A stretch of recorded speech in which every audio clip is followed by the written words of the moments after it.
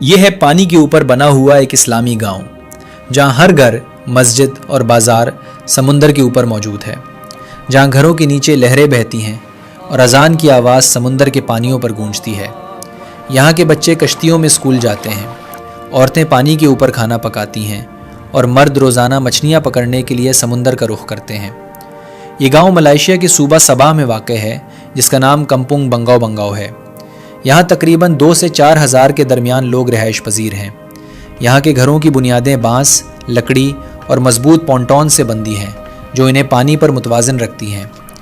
پورا گاؤں لکڑی کے پلوں کے ذریعے آپس میں جڑا ہوا ہے، جس سے لوگ ایک گھر سے دوسرے گھر یا مسجد تک آسانی سے جا سکتے ہیں۔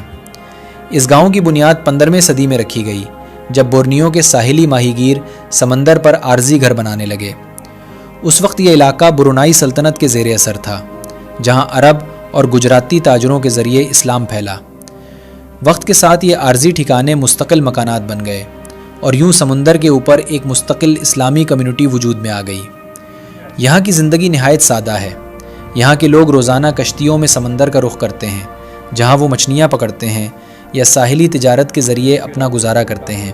گاؤں میں ہر کوئی ایک دوسرے کے ساتھ جڑا ہوا ہے۔ اگر کسی کے گھر کی مرمت کی ضرورت ہو تو پورا محلہ مدد کے لیے آ جاتا ہے۔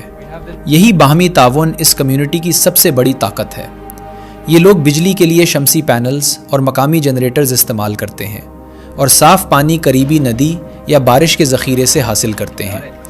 اس گاؤں کے درمیان میں ایک خوبصورت مسجد واقع ہے، جہاں 5 وقت اذان دی جاتی ہے اور لوگ نماز کے لیے جاتے ہیں۔ رمضان کے مہینے میں اجتماعی افطار کا منظر روح کو چھو لیتا ہے۔ ان کی ثقافت سادگی، احترام اور تعاون پر مبنی ہے۔ یہی اسلامی اقدار ان کے طرز زندگی میں رچی بسی ہیں۔ اگرچہ یہ زندگی دلکش ہے، لیکن آسان نہیں۔